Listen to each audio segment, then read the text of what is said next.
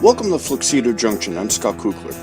Each episode we bring you the best music of all genres from throughout the world, and this week we'll be speaking with singer-songwriter and keyboardist Joe Mugnai. We've featured his music on the show in the past as part of the group Already Taken, but Joe also releases music under the moniker Dadio, and his latest release falls into that category. Let's get things started then with the new single titled Anna Magdalena, here on Fluxedo Junction.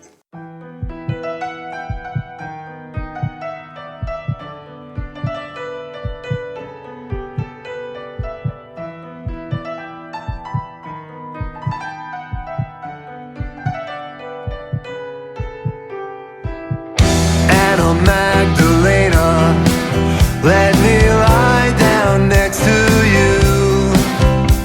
The air is fading quickly and the moment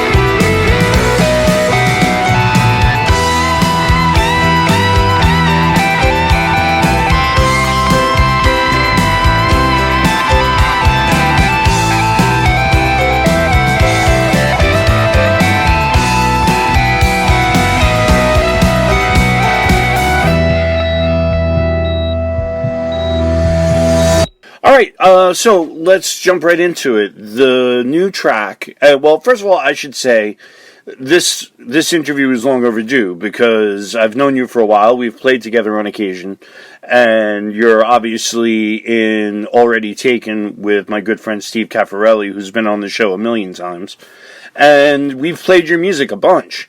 And what you've been doing, aside from Already Taken, you have a project that you've been doing even longer called Dadio.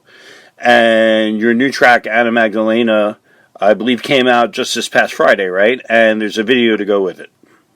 That's correct. Friday the 22nd, just released the new track. So the track is great, and I knew it would be, but what I was a little bit surprised of was how good the video was. And I've seen your videos before, because you've done one or two, I think, for Steve. And this one surpasses anything I've seen so far. I mean, this has got sort of an epic quality to it. It's shot really, really well. There's almost like kind of a storyline going on there, and that's all you, right? You're a cinematographer. Yes and no. I can't take credit for that video.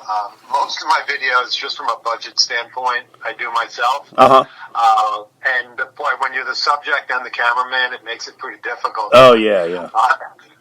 This particular video, this particular song is it's a very special song for me personally. And I wanted to do something a little different with it, so I reached out to a couple of videographers, and I hooked up with this company called Edgewater Pictures, located on Long Island. A gentleman named Ken Bogart is the producer, and he hooked me up with a director, Jason Montalvo, and together we basically worked out the concept. I knew what I wanted to do with this video from the beginning, and I just kind of outlined it in some broad strokes to Jason, the director, and he came up with just this wonderful concept to basically what you see in the video itself.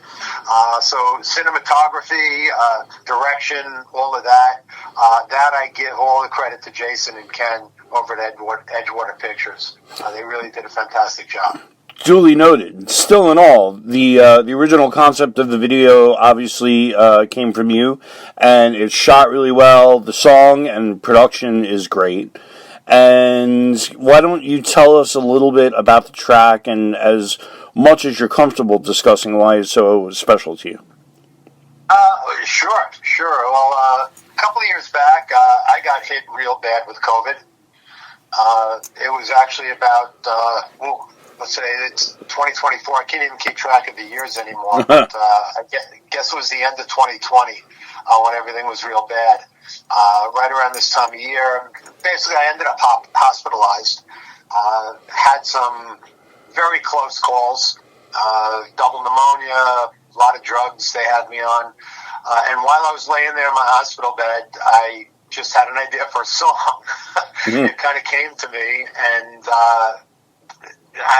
it's strange as it sounds, I kind of feel like that writing that song kind of got me through that first night, which was a real touch and go night. So it's kind of weird to talk about it, but it's one of those things where they say, it comes to you in a dream, and that's pretty much what happened with this song. Well, this comes up a lot on this show because, I'm an amateur songwriter myself, and I've always been really fascinated by the process. And really, anytime I have any kind of songwriter on, I love to get into the discussion of where it all comes from. And I've even interviewed people. There's a woman named Jenny Boyd who wrote a great book about the art of songwriting, and she got to interview all sorts of really famous people about their process and where it comes from, and everybody describes that experience of something coming to them in a dream, almost like it was coming through them rather than being responsible for it, almost like they were a conduit for it. Yeah, I've heard other songwriters speak about that kind of thing, and never really understood it until it happened to me. And that's the only time something like that has ever happened. And it was just, the whole experience was very emotional for me. And to just kind of wake up, and it's funny looking back on it because I had my iPad with me, and I just wrote everything into GarageBand from a hospital bed. Wow. And when I got home, I put it in my computer, and, thought it sounded like kind of okay, and then, you massage it into what becomes a real song. And going back, listening to that garage band thing right now is like, it sounds like toys. I did my own home demo of it. We brought it into the studio, and Frank Nataratona, who's the guitarist and the guy who engineered the track, really helped me bring it to life. There's really great guitar work on that track. Everything is great on that track. And, of course, now I know that your bandmates from Already Taken are in the video. Are they on this track as well? Yes. Steve Caffarelli, whom we both know, did the drums on the track. And Kevin Burke did the bass on the track. As you said, they're both in the video, kind of recreating their parts from the actual track. And they're just the dynamite rhythm section. All the things I've been working on in the studio over the past couple of years, they've done all the rhythm section work on, and it's just fabulous working with those guys. It really clicks. Well, this is another aspect of what you do that fascinates me because, and I've talked to Steve about this as well, I like comparing the three of you from Already Taken to the band Rockpile, because the band Rockpile almost didn't really exist. I mean, they did, but they were more or less a band of guys backing each other up on each other's solo albums more than, a band on their own, although I think they had at least one release under that name. But it's really interesting to me that, you've got the band and you guys have, released material as the band, but then each one of you now has solo projects that you all play on. How do you determine where a song is going to go when you write something? And I'm sure the process is different every time because you read a lot. But when you write something, is it ever with forethought that I've got to write something for the band now, or this is for Dadio? Or is it after the fact that you decide where it goes? I think for me, it's mostly after the fact I decide where it goes. I lean more towards the ballady minor key type of thing. Mm-hmm. And sometimes I'll write songs and, I'll just have this giant string section in mind or, something like that really doesn't work in a 3-piece format. And sometimes, I'll bring it to the band and we'll all decide, we like it, we want to do it, and we'll adapt it. But, that said, what's happening a lot now is because I'm working so much with Steve and Kevin, bass and drums. I'm writing things and I'm just hearing it as a 3-piece kind of thing. Whereas, I used to have, coming from my background, a lot of guitars in mind. Most of this type of music today is guitar oriented. So, you always hear those guitars, but lately I'm not hearing them as much because of working with these guys. And it just, that 3-piece thing really does sound good. We like it. It's a good format. And I think there's a lot of music to explore in that vein.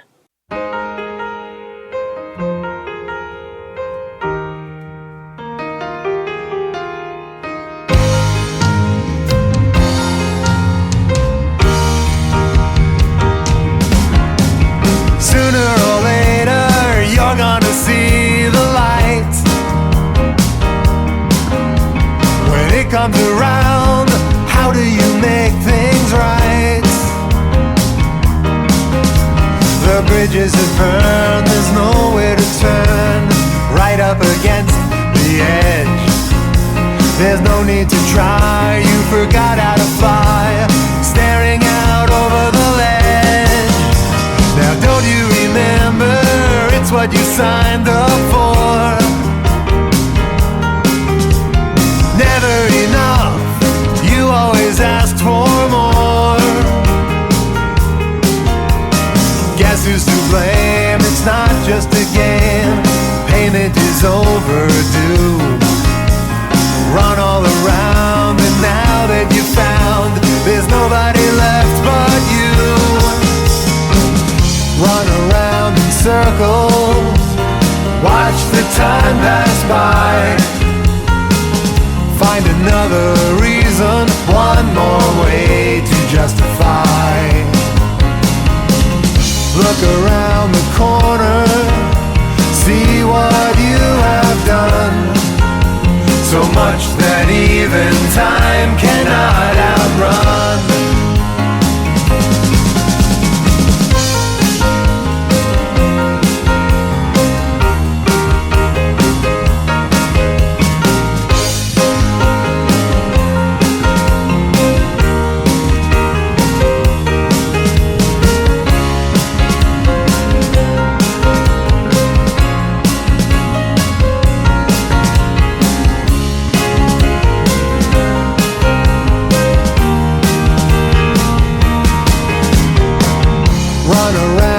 Circles, watch the time pass by. Find another reason, one more way to justify. Look around the corner, see what you have done. So much that even time cannot outrun. Gather the courage, it's all come down to this. Time for a home run, it can't be another miss. All eyes are on you, it's time to come through. It's getting late in the game. Turn it around and hold your own ground. It's time to stake your claim. Run around in circles, watch the time pass by. Find another reason, one more way to justify. Look around the corner and see what you have done. So much that even time cannot outrun.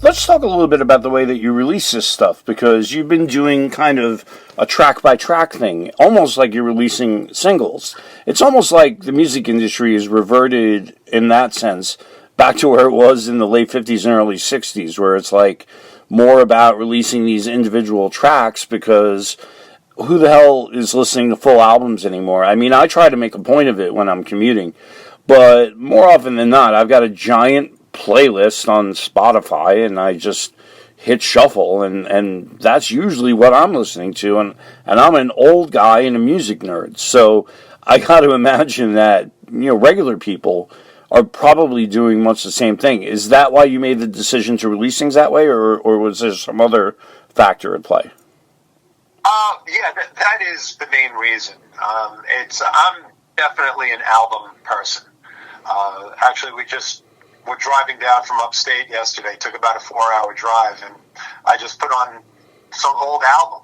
And I told everybody in the car, this is an experience. We have to listen from the beginning to the end because it's a concept album. And I would love to do concept albums. It's just from a commercial standpoint, for lack of a better term, I don't think that really makes sense today. People just don't listen to music in that way. On the plus side of releasing one at a time, it really forces you to pick, 10, 12 of your best, rather than say, I have 3 or 4 tracks that are great for an album, and the rest is going to be filler. Right. So you really try to put all of your A material out there when you're doing them one at a time, because each one does have to stand on its own. I would imagine, though, that if you had an idea for a grand concept, something a bit more theatrical and larger in scope, that you probably wouldn't hesitate to pursue that as well, right? Oh, absolutely. And I have a couple of things that I would say in the works. Several songs that are definitely in the demo stage that I could put together as a concept album. It's just right now finding the time. Anna Magdalena, the latest release, is, I think, number 12 in the songs I've been releasing from this current project. I have a different version of Anna Magdalena coming out, an acoustic version, the end of December, which will be on the CD, where I do a compilation of the past 7. And then we've got another 6 coming out. So I did a total of 19 songs. So by the time that's done in the middle of the year, hopefully I'll have enough studio time to get the next set ready, and I may do that as a concept album. Now, the acoustic version of Anna Magdalena that you just mentioned, is that tied in at all with the posts I've been seeing from Steve about the acoustic sessions that you guys have been kind of working on together in the studio? No, that's separate. Okay. As I mentioned, Anna Magdalena was kind of a special track for me. Right. And we did this, rocked out, if you will, version that was just released. And, just playing around on it at home and practicing it, this really stripped down version I thought could work. So we went in the studio and it's just me and the piano. No backing vocals, no effects, no overdubs, just a straight, one time was from front to back. Unplugged. So, would you ever consider, now that you've been releasing these individual tracks, as they accumulate, is there any value or interest to or in kind of grouping them together after the fact into a long-playing release? Yes. That's pretty much what I've been doing. The first, 6? 1, 2, 3, 4, 5. Yeah, the first 6 that I released came out on a CD called Into the Blue, which was released last April. The next 6, Why, To Hold On To, I Remember, The Way Back Home, Time, and Anna Magdalena, are all going to be on a CD, along with what I'm calling a bonus track, Anna Magdalena Reprise, which is the acoustic version. And that will actually be the release of the acoustic version of Anna Magdalena, a CD I'm calling Label the Sauces, which will come out at the end of December. I'm kind of curious. You're a prolific writer. I wonder, have you ever used your writing skills in a different direction? Maybe something that's not even musical. Like, have you ever actually just written a short story or a book or even a play or anything like that? I have tried. It's not really my forte. I tend to... the songwriting format keeps me concise. Yeah. Where you have to fit your thoughts into, a verse, a stanza, a chorus, a bridge. Once I get into the short story or the novel or the play format, I just tend to ramble, and it doesn't stop. So it's definitely not a skill set of mine. Well, we've talked about your songwriting in pretty good detail here. I want to touch a little bit on your piano playing, keyboard playing, and also your singing. I love your voice.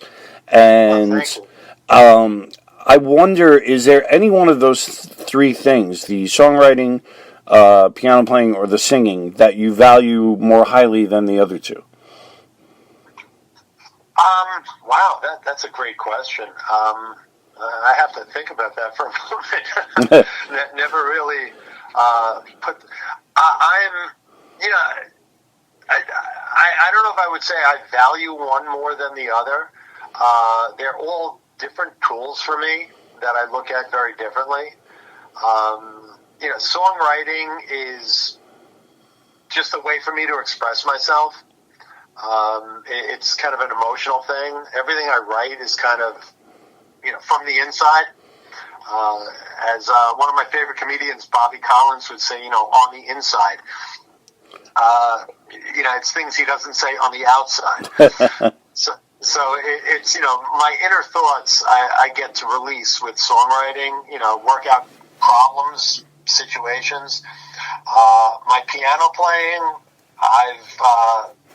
I'm not the technically best piano player in the world, nowhere near it, but I'm very happy with my level of piano playing, so I'm very comfortable doing that.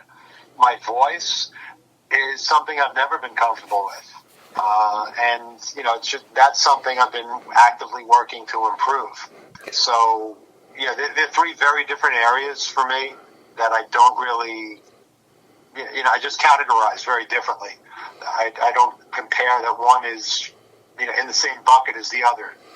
Well, as somebody who is not just a fan of the music that you put out and has seen you live, but also someone who on a few rare occasions has gotten to perform with you, I can say that I'm a big fan of all three. Obviously, I love the songs. I think you're a fantastic piano player. I mean, just having played with you, you've bailed another project that I'm in out of the fire quite a few times with your wonderful playing.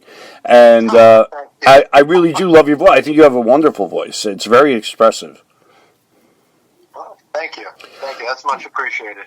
So what can we look forward to now as this year winds down and a new one is on the horizon? Is there already a plan in place for what comes next? Well, we have another 6 tunes, 5 of them mixed. The 6th one we're just finishing up backing vocals on. It was something I was trying to get a little more gospel-y in the sound. I guess I'm exploring all my different influences, and every day I find out I have another influence that I didn't realize. So this one, once we get that wrapped up, which should be close to the end of the year, I'll have my next 6 mastered out. And then once that's done, I plan to get back in the studio in January. And that's something I'm really going to sit down with Steve and Kevin and work out, how we're going to do this. I mean, they've already committed to working with me on my next project, which is great. I will say one thing I've learned is you can hire the best studio musicians in the world to come in, and they do a great job. I mean, they're pros. But there's nothing like working with great musicians that you're in sync with, that you practice with, that you play gigs with, we do with Steve and Kevin. Yeah. They could stand up to any studio guy I've worked with, but they bring something extra when it's somebody that in that way, and that that you can click with. Joe, where's the easiest and best place for people to check you out on the web? Well, my website is dadiomusic.com.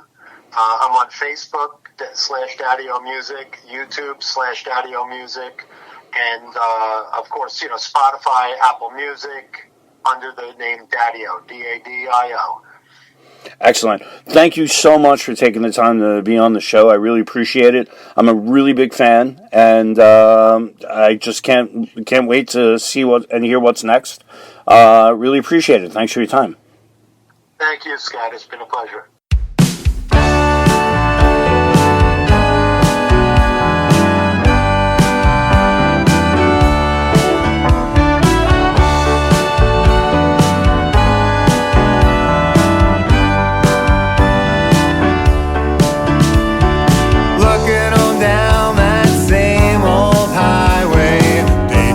Curves ahead, keep falling into that same old Monday.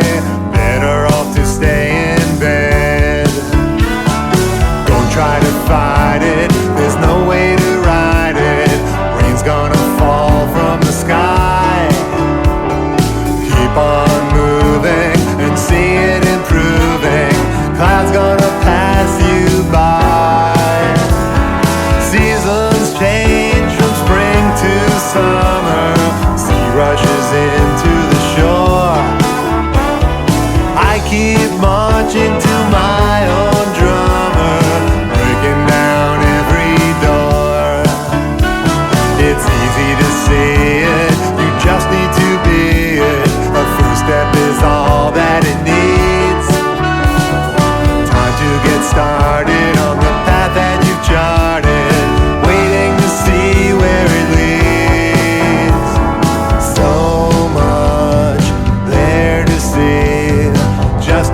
Open your eyes, set yourself free, and fly like a bird through the sky.